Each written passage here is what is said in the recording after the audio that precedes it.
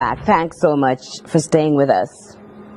Let's look at images now from Orchid Close in Old Brayton in Portmore, where it was clear enough to see, that is, following the incident which had unfolded at about 2 a.m. Friday in the lane bordered by zinc fence. Now, police officers were still busy at the scene, and information at the time was still sketchy for our correspondent, as it was for Councillor Anthony Wint of the Brayton Division, who we saw at the scene.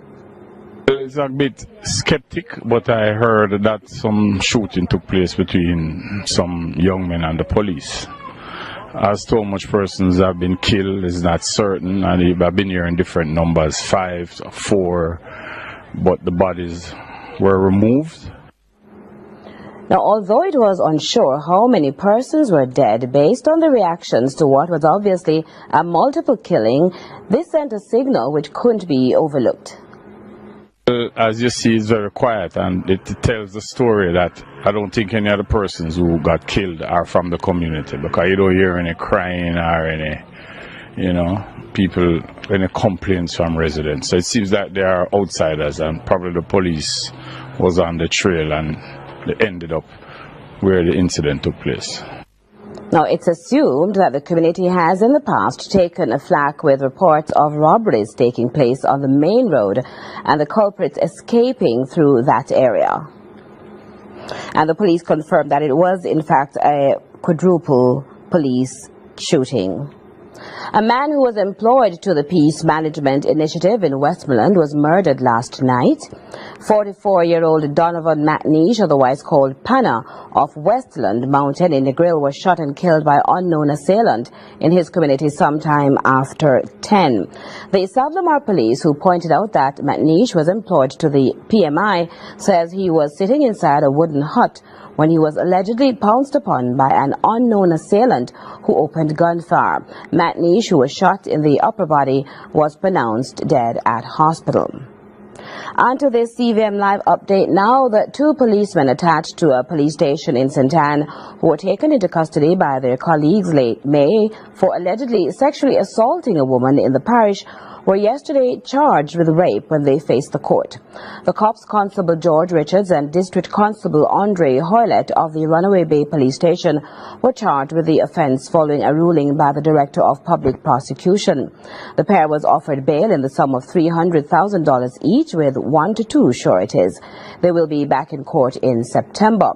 Now, the complainant filed a report alleging that she was sexually assaulted by both policemen. An investigation was launched by Sisoka and a file prepared and sent to the Director of Public Prosecution. The Independent Commission of Investigations, INDICOM, was also informed. A man is dead after being struck by a motor vehicle in Mount Salem, St. James, Friday evening. Reports are about 9:30. The 45-year-old man, known only as Flyout of Campbell's Lane, Mount Salem, was walking along the roadway when he was allegedly hit by a passing vehicle which did not stop. He received multiple injuries and was taken to hospital, where he was pronounced dead. Financial constraints and inadequate psychosocial support have placed young mothers at risk of dropping out of the secondary school system a second time. Now, while a system exists to afford them second chances, an initiative has been launched to ensure these young mothers are able to access funding to complete secondary and tertiary level education. CVM Live's Vaughan Thorpe tells us more. A-Stream, an acronym for an advancing secondary tertiary remedial education for adolescent mothers, will ensure that young mothers complete their secondary education through mentorship, sponsorship and scholarship. Gender Minister Olivia Grange says these young mothers are often faced with challenges which impact their attendance, which in turn affect their education. But the A-Stream initiative will bridge that gap. Under the program, we will match 40 adolescent mothers with 40 mentors who show love. These mentors, they will show love, compassion, and care, and they will walk with the girls until they have completed their education. The minister notes that A-Stream sponsorship component will also provide bursaries of $40,000 to assist with the expenses for the girls. And I've also instructed the Bureau of Gender Affairs to contribute to this program by making a significant donation to the Women's Center Foundation to boost that pool of funds that will assist these adolescent mothers. A-Stream will also provide scholarships for tuition totaling $400,000 to 4 adolescent mothers who have matriculated for tertiary level education. The gender minister was speaking at the Women's Center of Jamaica Foundation 40th Anniversary Charity Ball. Vaughn Thorpe, CVM Live. Here's something that you should note. We are 2 days into the Atlantic hurricane season, which runs from June to November 30.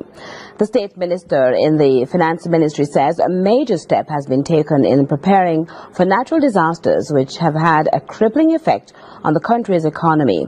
More from CVM's Khadija Thomas. The state minister in the finance ministry notes that natural disasters have had a less than favorable effect on the nation's gross domestic product. For Hurricane Gilbert in 1988, it was 26% of the nation's GDP. Hurricane Ivan in 2004, 5.7%. Hurricane Dean in 2007, 2.6%, and Hurricane Gustav in 2008, 2% of GDP. On average, we lose about 2.4% of GDP annually as a result of natural disasters. And so we have this history, we know the figures, so what are we doing about it? With this in mind, the state minister says a motion has been put in place to guide analytical work in establishing a policy framework for disaster risk financing. It will be amply consulted with local and international stakeholders. It will be based on the most recent specialized technical analysis available. In the end, what we envision is that we will have a portfolio, a suite of products for different levels of disaster, and a transparent investment plan to mitigate harm to people and damage to infrastructure. Williams says research from the International Monetary Fund shows that since 1950, more than 12,000 natural disasters have been registered globally. The Caribbean was hit by 324 disasters, which had a negative impact on its country's economy. So we in the Caribbean have suffered about 38% of the global damage from natural disasters. Collectively, our little islands, with 42.5 million people, compared with approximately 7.5 billion people in the rest of the world. And you can see that we have gotten more than our fair share of disaster. Williams was speaking at the Private Sector Organization of Jamaica President's Breakfast Forum. Khadija Thomas, CVM Live. The National Works Agency's CEO E.G. Hunter says the philosophy behind constructing other thoroughfares to bypass major towns has morphed. This as the state-run agency looks to undertake the major road improvements in Hanover. CVM Live's Vaughn Thorpe reports. In addition to improved travel time, National Works Agency's CEO E.G. Hunter says the NWA is looking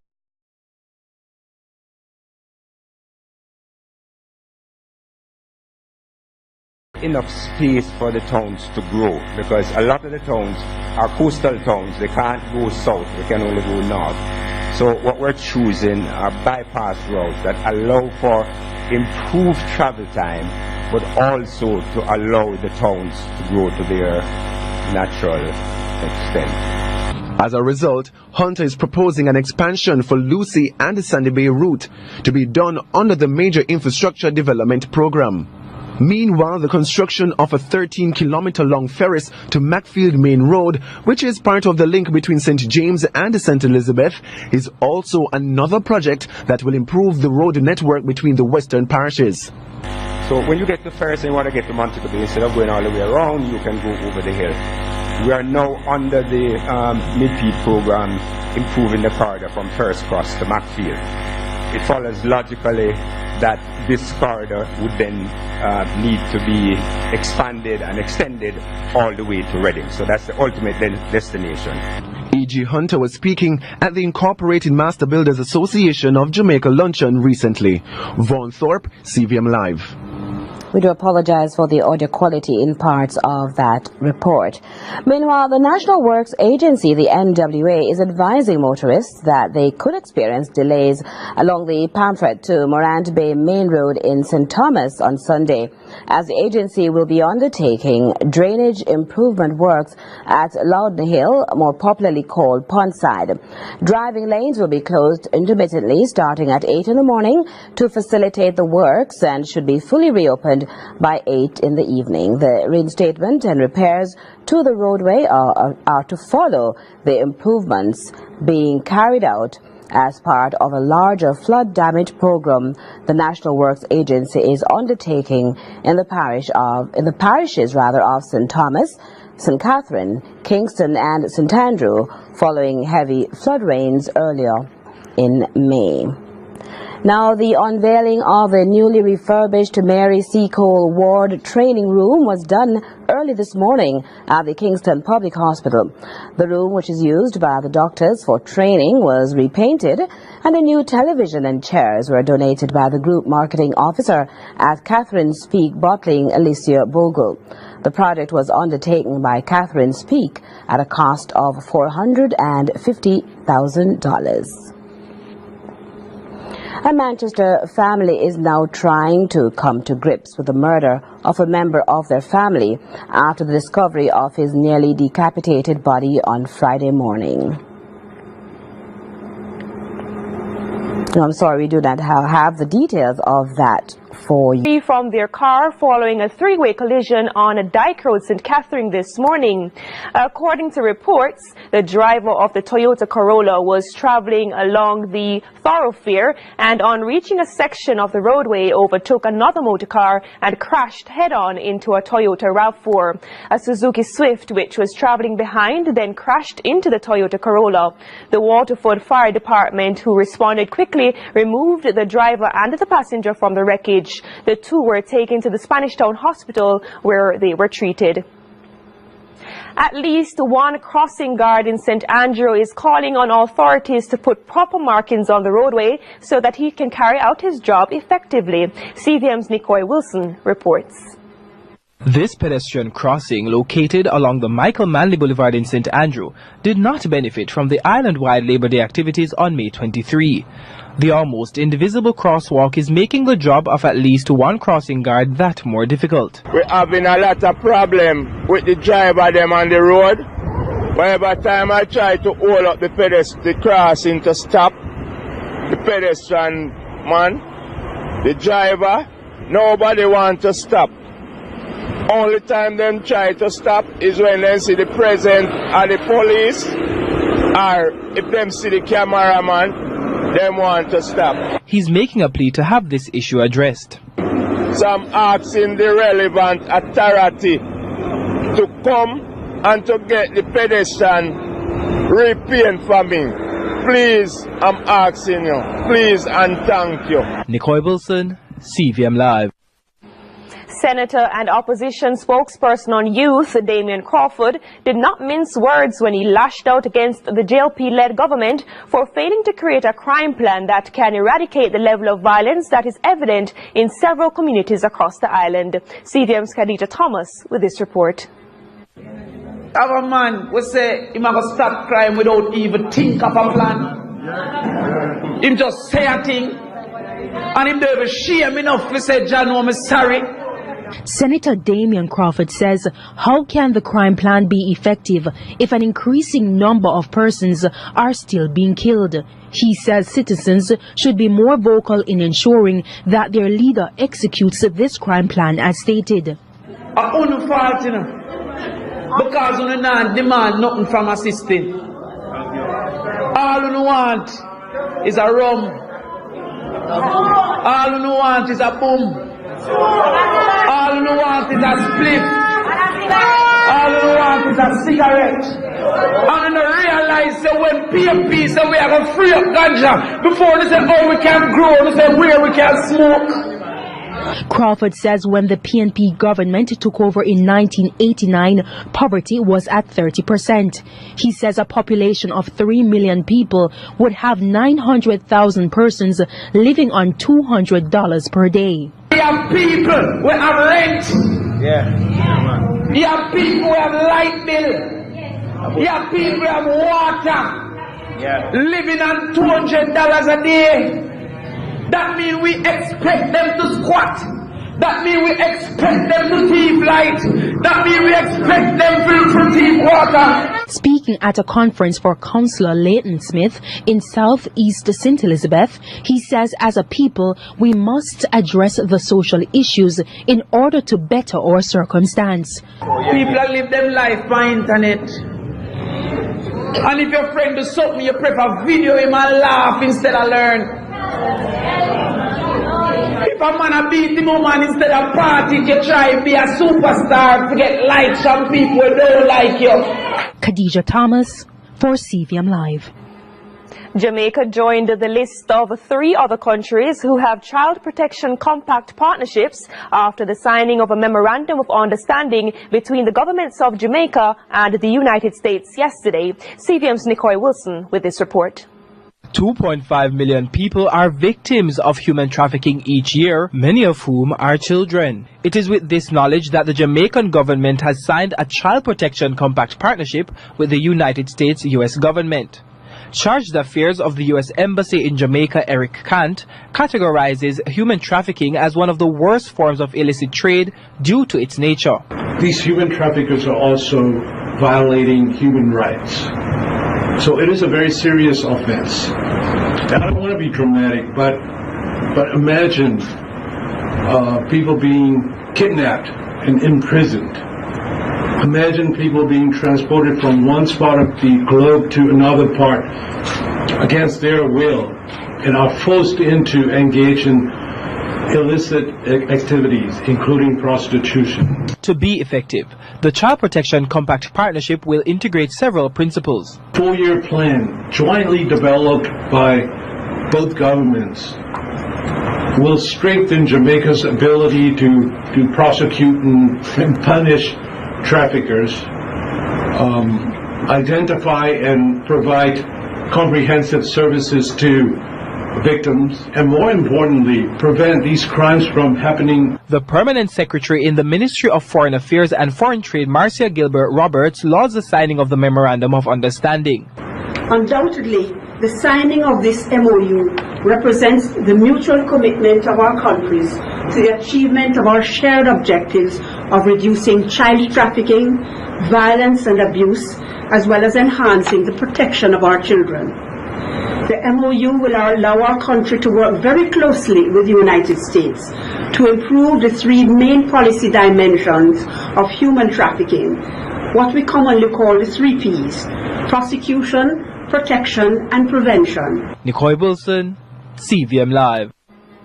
Executive Director of the National Integrity Action, Professor Trevor Monroe, is calling for the nation's citizens to be resolute in identifying and bringing to justice those who dishonor Jamaica by perpetrating wrongs, in particular attorneys who engage in corruption. CVM's Khadija Thomas with this report.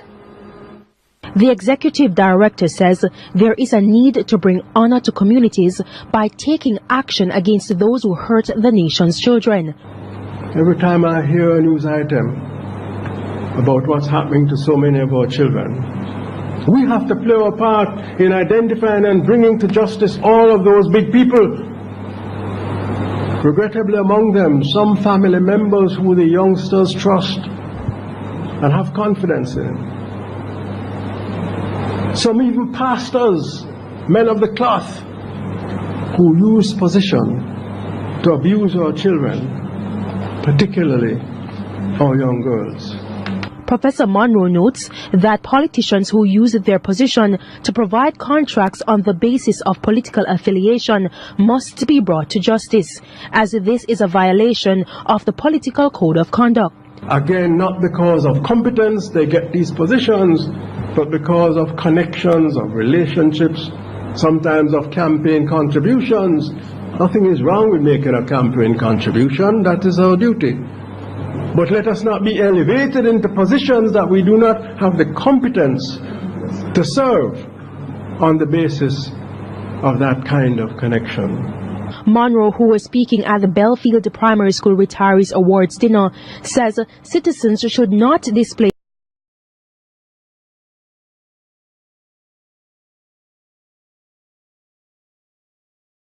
minority of professional people, some respectable looking lawyers, some respectable looking real estate dealers who carry down their profession, give it a bad name, who commit fraud, launder the proceeds of crime, and facilitate corruption. Khadija Thomas, CVM Live. According to the latest from the Economic Program Oversight Committee, EPOC, further interest rate cuts may be on the horizon to stimulate growth. This is despite the Bank of Jamaica reducing rates 5 times since July 2017. CVM's Joel Crossgill reports. Jamaica met all its quantitative and indicative performance criteria for the fiscal year 2017-18, ending March 31. According to the latest information from the Economic Program Oversight Committee, EPOC. GOJ tax revenues came in at $496.9 billion, exceeding projections by $6.9 billion for the fiscal year. Total expenditures were $7.5 billion behind budget. This outturn of tax revenues and expenditures contributed to a primary balance surplus of $143.9, which exceeded the target of $131.4 billion by $12.4 billion. That in itself is an achievement. The GOJ ran a fiscal surplus of $8.7 billion, meaning that we are earning more than we are spending. Monetary quantitative targets have been significantly exceeded, with non-borrowed reserves being at US $2.4 billion, ahead of the target of US $1.9 billion. Inflation is contained at 3.9%. All fiscal, monetary, policy and financial sector structural benchmarks have been made to date. All 7 macro fiscal structural benchmarks for the period ending April 2018 have been successfully met.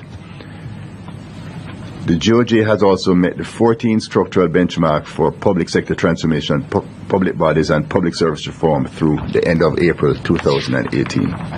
In May, the BOJ lowered its signal interest rate to 2.5% per annum, reflecting its assessment that inflation for the next 3 quarters could fall below the lower end of the 4 to 6% target. The PIOJ, the Planning Institute of Jamaica, estimates that real GDP would have grown by 0.8%. This is below the program target of 0.9%.